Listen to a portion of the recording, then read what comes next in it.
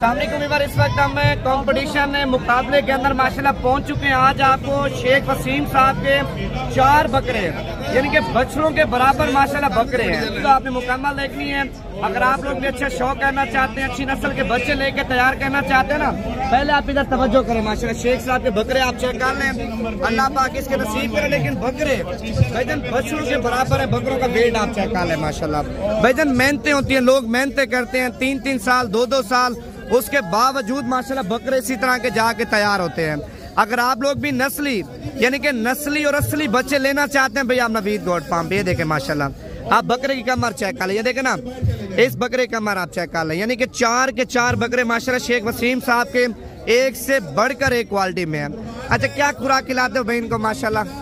ये हम दूध और दही से तैयार करते हैं, चने खिलाते हैं, गंदम खिलाते हैं। अच्छा, जो आपकी वीडियो बैरून मुल्क से देख रहे हैं, पाकिस्तान से देख रहे हैं, उनको क्या मैसेज देना चाहते हो? हम उनको ये मैसेज देंगे कि हमारे बकरे बहुत अच्छे हैं, तो आप भी ऐसा शौक करें, शौक बहुत अच्छा है। अच्छा, ये जो आपने माशाल्लाह 4 बकरे तैयार किए हैं, कितने अरसे में तैयार किए हैं?